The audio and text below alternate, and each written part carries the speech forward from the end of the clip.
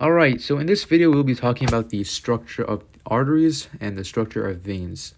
These are important aspects in our systemic circulation, and they allow blood to be carried from the heart to the entire body and also back into the heart.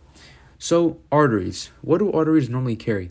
Well, they normally carry oxygenated blood, and that blood is usually being carried away from the heart. The only exception of oxygenated blood being carried to the heart would, of course, be the pulmonary veins. The pulmonary veins are the only vein that carry oxygenated blood in the body. So that's kind of important for you to know that. Another thing, so let's just take a closer look at the structure of the actual artery. So arteries, they have a thick outer layer of collagen fibers, also known as tunic externa. And so what these collagen fibers allow is that, arteries are carrying blood at very high pressure, right? And they prevent the artery from exploding or, leaking blood out into the body. So that's a very important structural aspect of the artery.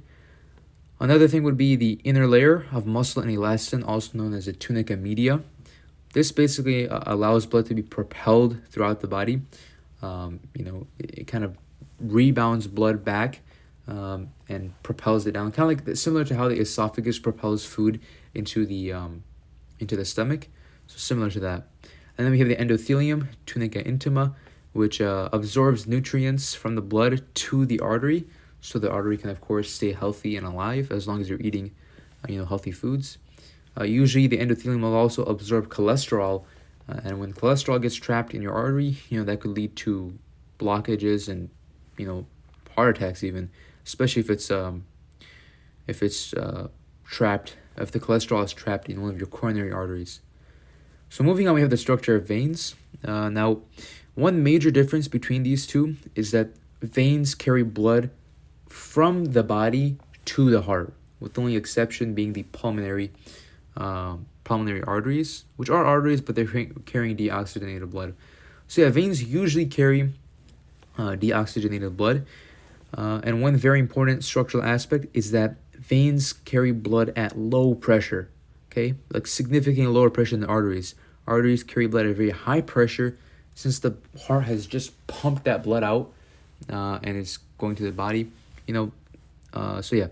So veins carry blood at very low pressure, which means they have a much wider lumen compared to arteries. This lumen allows for more blood to travel. They also have valves. Now, valves, kind of similar to heart valves, they prevent backflow of blood. So let's say blood was going upwards. Let's say you had a vein in your leg. That vein would be making blood travel upwards, and these valves basically prevent that blood from going back down. Because gravity, of course, is acting on that blood, and it could force it back down. So valves, that's a really cool feature actually of valves preventing backflow.